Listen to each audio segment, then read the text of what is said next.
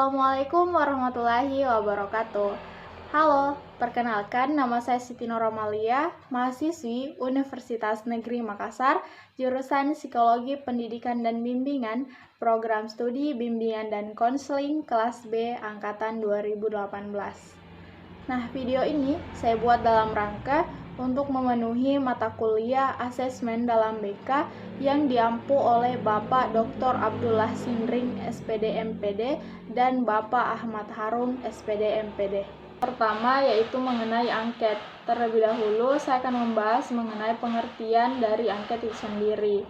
Nah, metode angket atau kuesioner adalah cara pengumpulan data dengan mengajukan pertanyaan-pertanyaan tertulis kepada responden. Kuesioner adalah daftar yang berisi pertanyaan-pertanyaan yang disusun berdasarkan tujuan penelitian atau konstruk variabel tertentu yang dikaji oleh peneliti. Nah, daftar ini kemudian diberikan langsung atau dikirimkan kepada para responden yang akan mengisinya sesuai dengan pendapat dari mereka. Nah, selanjutnya yaitu tujuan dan manfaat angket. Nah, tujuan angket ada dua, yaitu yang pertama memperoleh informasi yang relevan dengan tujuan penelitian, dan yang kedua yaitu memperoleh informasi mengenai suatu masalah secara serentak. Nah, berikutnya itu mengenai manfaat dari angket. Nah, beberapa manfaat dari angket atau kuesioner dalam pengumpulan data adalah yang pertama, untuk menjamin validasi informasi yang diperoleh dengan teknik lain.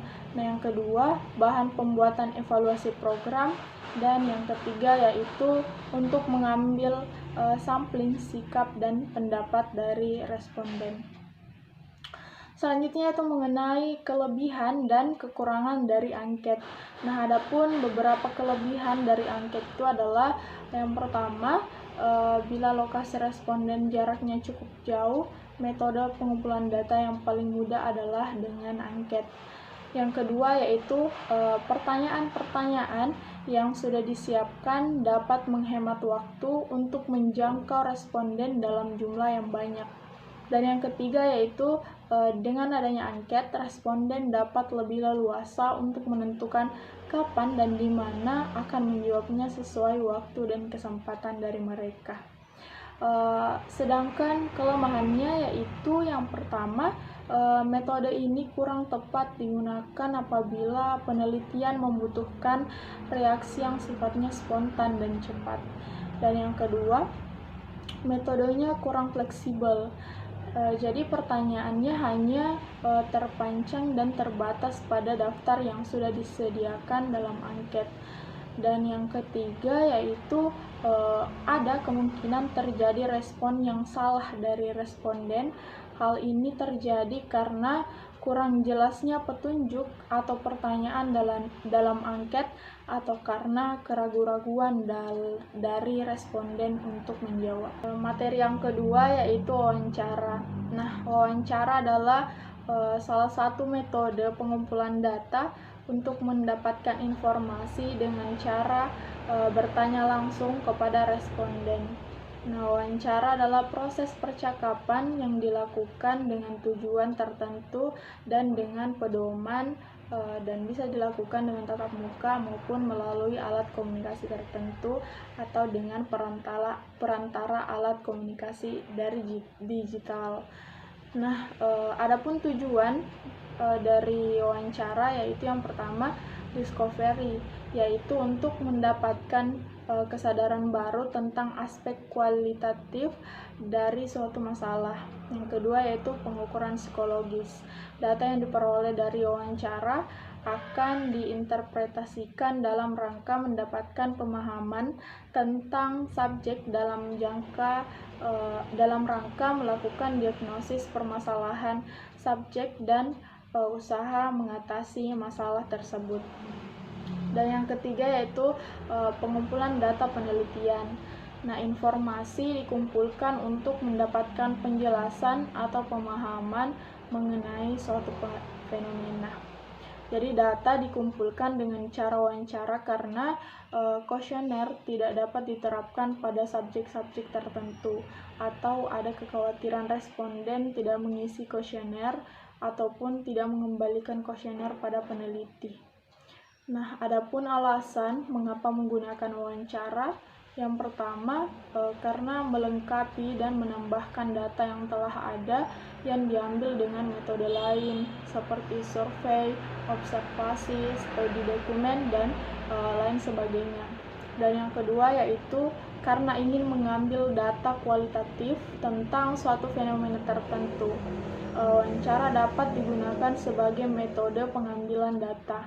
Dan yang ketiga yaitu karena situasi tertentu dalam bidang pengukuran atau asesmen psikologis ketika alat ukur tidak dapat digunakan karena berbagai alasan seperti subjek buta huruf, subjek menolak mengerjakan tes tertentu, ataupun topik yang diukur bersifat pribadi, individual, ataupun rahasia.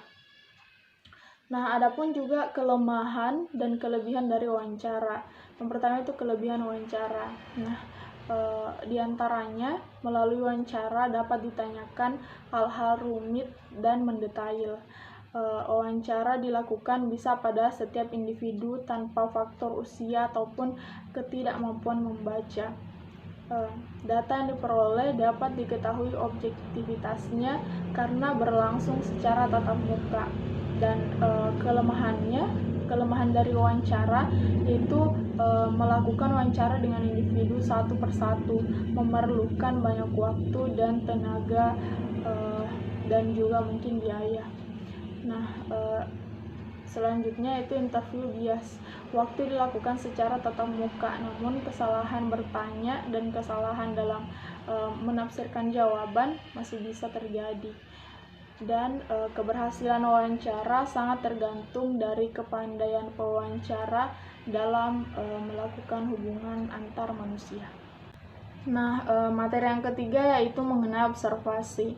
Nah, observasi merupakan metode pengumpulan data melalui mengamati perilaku dalam situasi tertentu, kemudian mencatat peristiwa yang diamati dengan sistematis dan memaknai peristiwa yang diamati tersebut.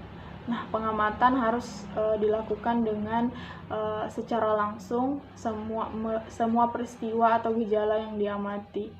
Nah, adapun bentuk-bentuk dari observasi menurut Bugin yang dikutip oleh Sarjono, Tahta dan Anuvia 2019 mengemukakan beberapa bentuk observasi, yaitu observasi partisipasi, observasi tidak struktur, dan observasi kelompok. Dan materi yang keempat yaitu mengenai sosiometri. Nah, sosiometri adalah metode pengumpulan data tentang pola dan struktur hubungan antara individu-individu dalam sebuah atau suatu kelompok. Nah, adapun tujuan dari sosiometri yaitu untuk melihat dan memahami individu khususnya dalam bidang sosial, mengetahui status sosial anggota dalam kelompok.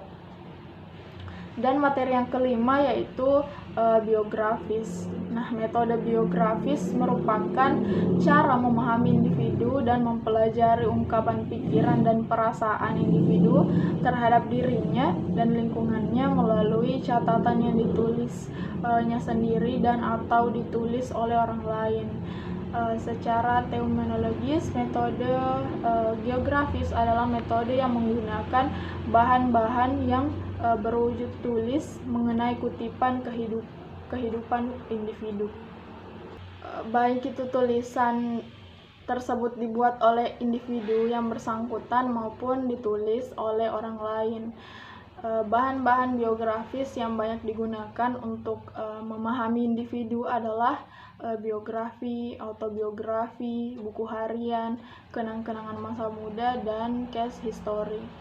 Nah, adapun kelebihan dan kekurangan dari metode biografis sebagai metode untuk memahami individu. Nah, berikut kelebihannya dibandingkan dengan metode lain. Yang pertama yaitu data yang dikemukakan oleh konseli merupakan data autentik.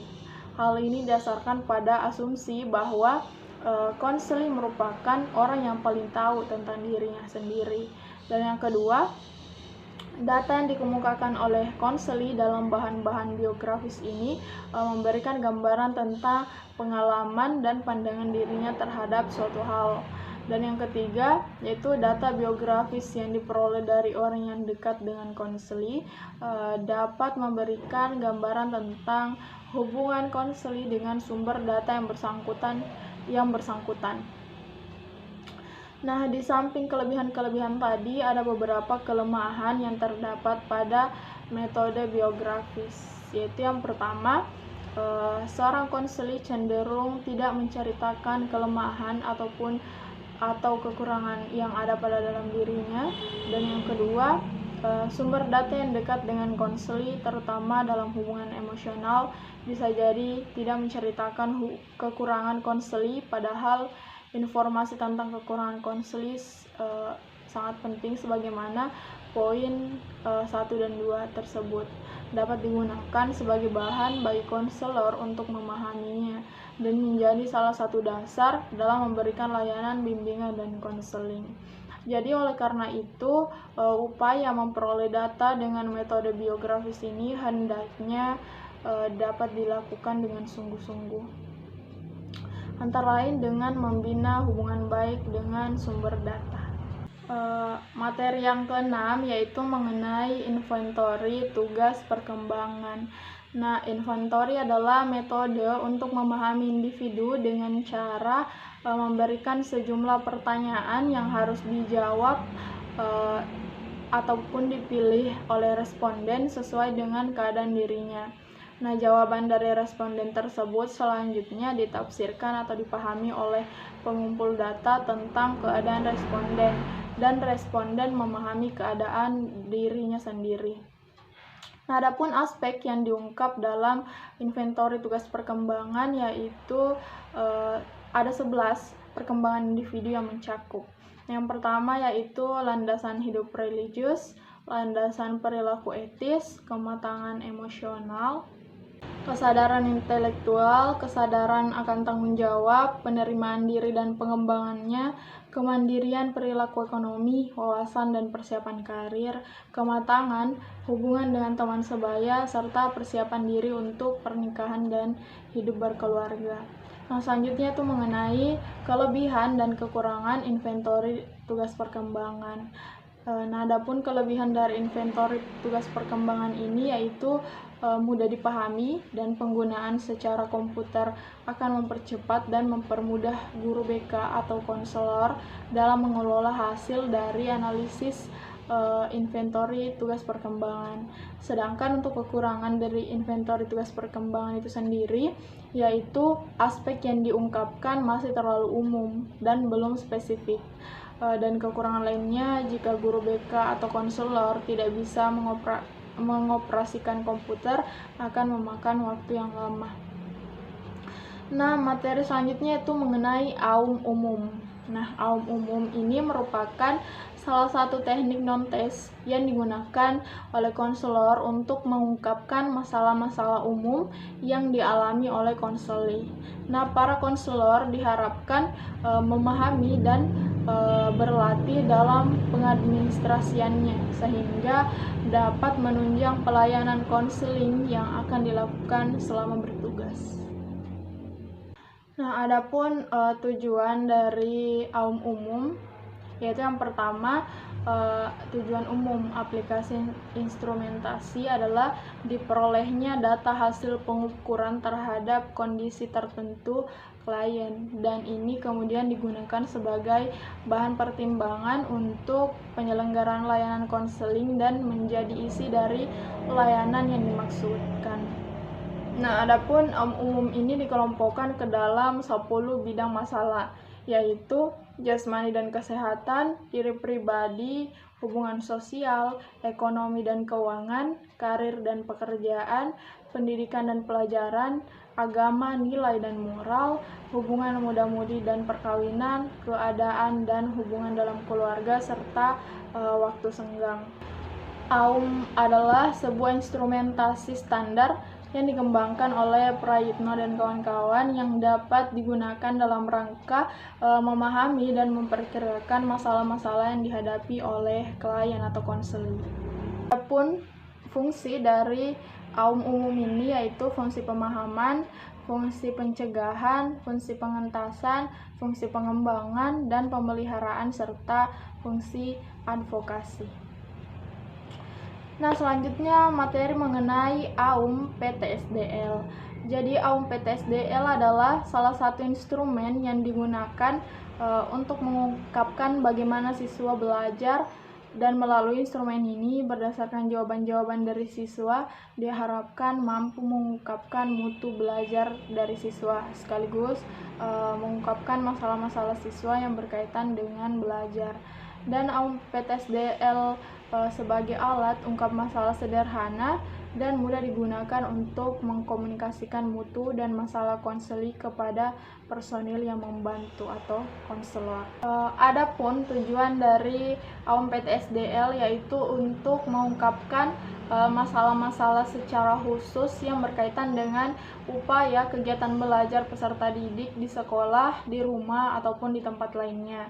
Dan oleh karena settingnya berkaitan dengan proses belajar di sekolah, melalui AUM PTSDL akan diperoleh informasi mengenai mutu kegiatan belajar dan masalah belajar yang dialami oleh siswa untuk masing-masing bidang atau aspek.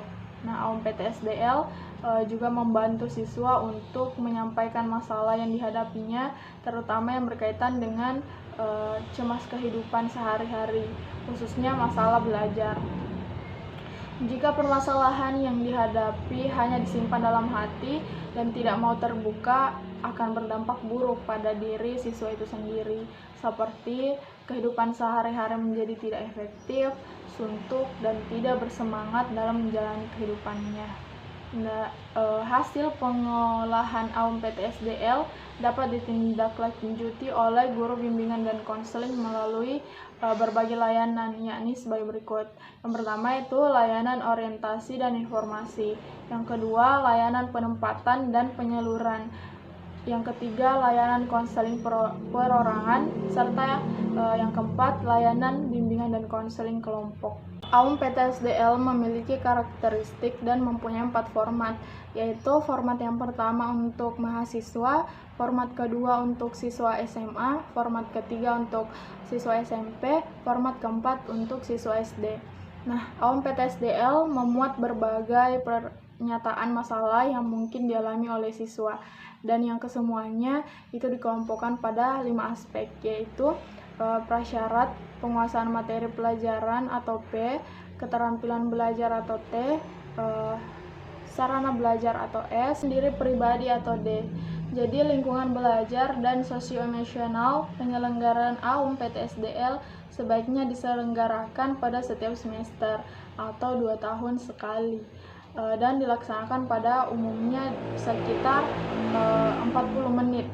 Nah, adapun hambatan dalam pelaksanaan pemberian AUM PTSDL yaitu yang pertama, hambatan yang paling dominan penggunaan AUM PTSDL berasal dari guru BK itu sendiri yang kurang terampil dalam menggunakan program. Nah, guru BK juga kesulitan mengadministrasikan AUM PTSDL karena kesulitan menjelaskan petunjuk pengisian AUM PTSDL kepada siswa. Dan yang kedua yaitu hambatan yang paling dominan berasal dari luar diri guru BK, ialah karena tidak tersedianya waktu yang terjadwal untuk pelayanan BK di kelas. Nah, itulah tadi penjelasan mengenai materi asesmen dalam BK. Sekian dan terima kasih. Assalamualaikum warahmatullahi wabarakatuh.